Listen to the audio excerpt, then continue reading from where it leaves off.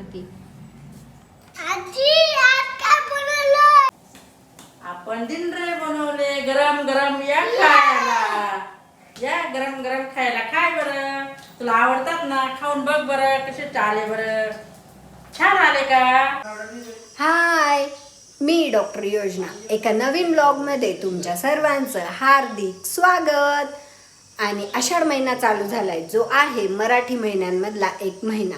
आणि ह्या महिन्यामध्ये आम्ही खानदेशी लोक बनवतो दिंडरे, म्हणजेच गोड धिरडे, जे गव्हाच्या पिठापासून बनवले जातात. आज माझ्यासोबत आहे माझ्या सासूबाई, ज्या तुम्हाला पूर्ण दिंडऱ्यांची रेसिपी आणि ते परफेक्ट कसे बनवायचे हे शिकवणार आहे. चला मग, आज धिरडे बनवणार आहे किंवा दिंडरे बनवणार आहेत माझ्या सासूबाई. तर आपण त्यांच्याकडनं त्याची योग्य पद्धत जाणून घेऊ. नाही हो, बाई सांगितली तुला. अजून नाही केला. पप्पांना धिंडरे खूप आवडतात, त्याच्यामुळे मी त्यांना मुद्दाम सांगत होते की आज स्वयंपाक बनवला गेलेला आहे तर धिंडरे बनवायचे नाही. त्याच्यामुळे आमची हसी मजाक चालू होती. तोपर्यंत मम्मींनी गूळ चांगला बारीक करून घेतला. मुसळीने ठेचून ठेचून गुळाचे जे बारीक खडे ते त्या बारीक करत होते. पावसाळा सुरू झाला की पप्पांचं सुरू होऊन जातं, धिंडरे बनवा धिंडरे बनवा. आणि मग आम्ही पण लागतो कामाला.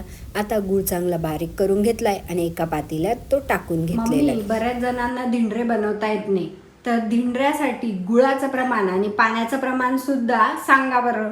पावशेर गूळ आणि 1 लिटर पाणी. बरं, यात गूळ चांगला बारीक करून घ्यायचा आहे आणि त्याच्यात टाकायचं आहे, पाण्यामध्ये सोडायचा गूळ. आणि जे खडे असतील ते सुद्धा विरघळून घ्यायचे विरघळून आपल्याला. आणि मग त्याच्यामध्ये टाकायचंय आपल्याला गव्हाचं पीठ आणि मीठ.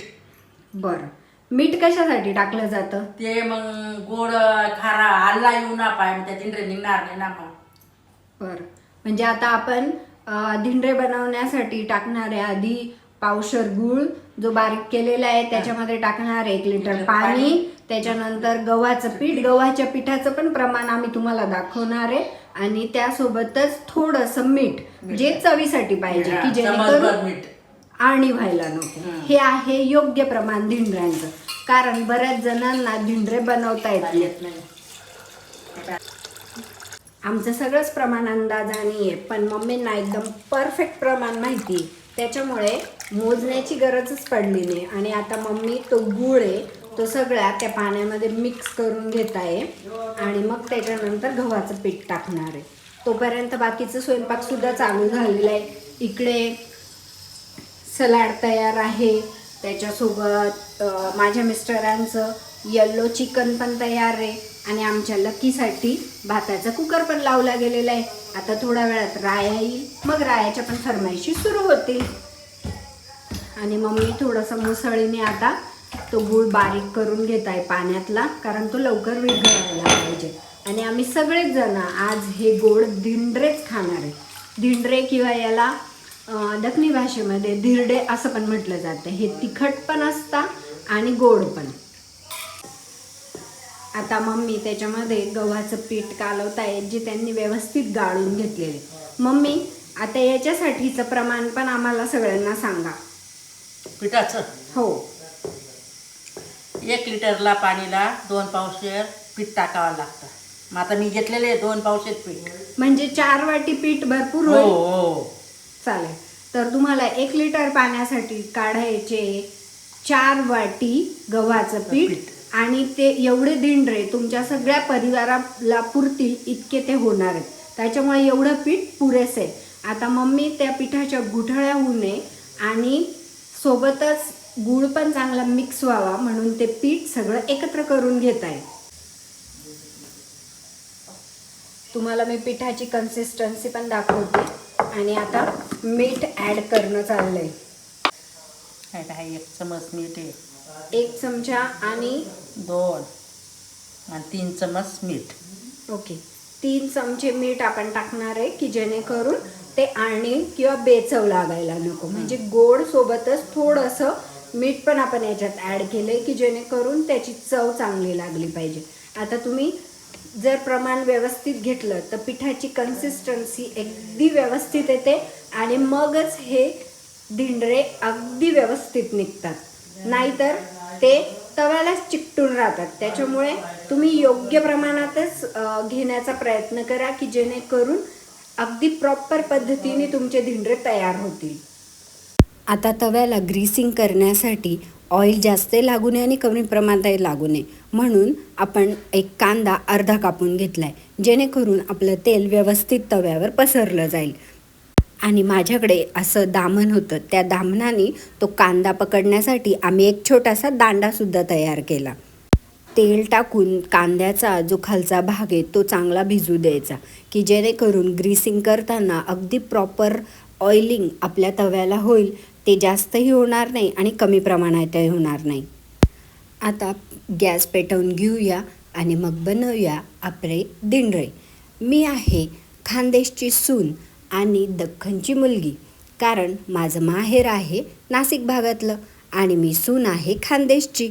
त्यामुळे ह्या दोन्ही चालीरीती मी अगदी छान पद्धतीने हाताळते. आता पीठ अगदी व्यवस्थित मिक्स करून घेतलेले आणि मम्मी करताय तेलाचं ग्रीसिंग. पप्पा तोपर्यंत येऊन थांबलेत, कारण पप्पांना आता धिंडे कधी खाऊ असं झालंय, कारण त्यांची फेवरेट गोष्ट आहे. तव्याचं ग्रीसिंग बघा अगदी उत्तम पद्धतीने झालेलं आहे. तुम्ही डोसा बनवतानाही असं ग्रीसिंग केलं तर छान डोसे निघतात.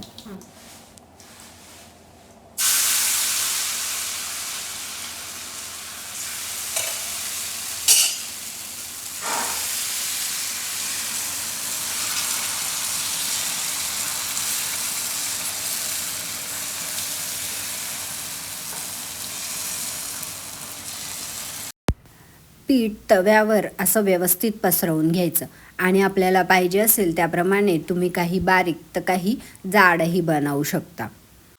त्यानंतर थोडं थोडं करून आपण ऑइलसुद्धा त्याच्या अवतीभोवती टाकणार आहे की जेणेकरून ते पटकन निघण्यासाठी हेल्प होईल.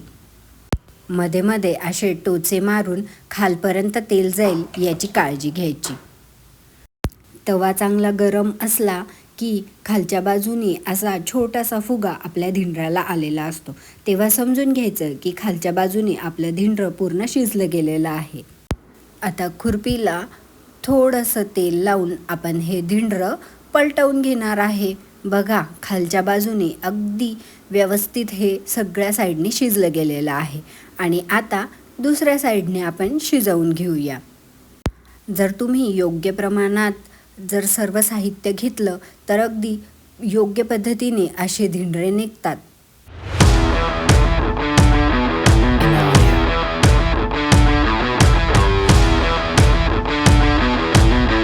एक एक करत आता आम्ही सगळे धिंडे बनवून घेणार आहे.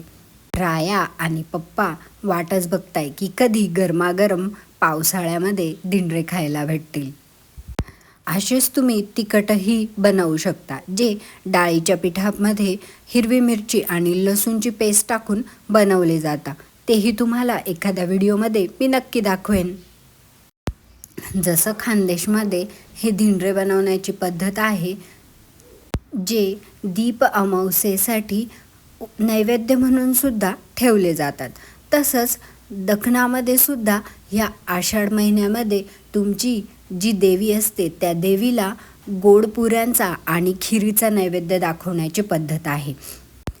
मंगळवारी किंवा शुक्रवारी गोड पुऱ्या, छान मेथीची भाजी, वरण भात आणि बाकीच्या सगळ्या गोष्टींचा नैवेद्य देवीला दाखवला जातो. तसंच ह्या ठिकाणी म्हणजे खानदेशमध्ये तुमच्या माहेरी असलेल्या ज्या कुलदेवी असतात त्यांना नैवेद्य दाखवण्याची किंवा तेथे जाऊन नारळ फोडण्याची प्रचलित पद्धत आहे. दोन वेगवेगळ्या संस्कृतींचा मिलाप घालताना माझी बाकी दमछाकच होते. पण जसं जमेल तसं मी दोन्हीही पद्धती अवलंबण्याचा प्रयत्न करत असते.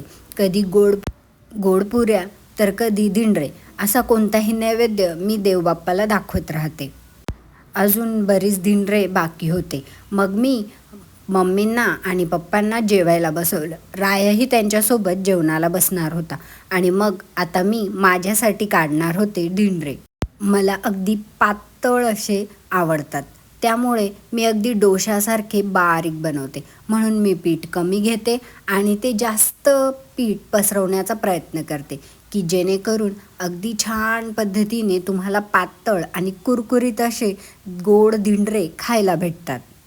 तुम्ही डोशांसारखंच पळीने सुद्धा हे पीठ पसरवलं तरी चालतं, पण आम्ही आता नेहमीच बनवतो म्हणून ही छोटीशी एक प्लॅस्टिकची कागद आम्ही जपून ठेवला आहे की जेणेकरून आम्हाला धिंडरे पसरवताना जास्त त्रास होणार नाही. मी हे डोसे बनवताना सुद्धा वापरते, त्यामुळे माझे डोसेही धिंडऱ्यांसारखेच अगदी कुरकुरीत व्हायला हेल्प होते.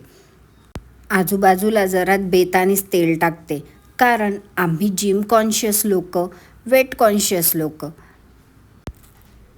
आता मी माझं अगदी जाळीदार आणि पातळ धिंडरं बनवून घेते. धिंडऱ्याला खालून मस्त असे बुडबुडे आलेले आहेत. आता मी ते छान पलटवून घेते आणि कुरकुरीत आणि परफेक्ट असं धिंडरं तयार करून घेते. मी तुम्हाला माझ्या व्हिडिओमध्ये अशाच आमच्या खानदेशच्या नवनवीन अशा रेसिपीज दाखवत राहील आणि आमच्याकडच्या पद्धतीही तुमच्यासाठी घेऊन येत राहील. पण त्यासाठी तुम्हाला व्हिडिओ पूर्ण बघावा लागेल आणि आमच्या व्हिडिओंना लाईक, शेअर आणि कमेंटही कराव्या लागतील.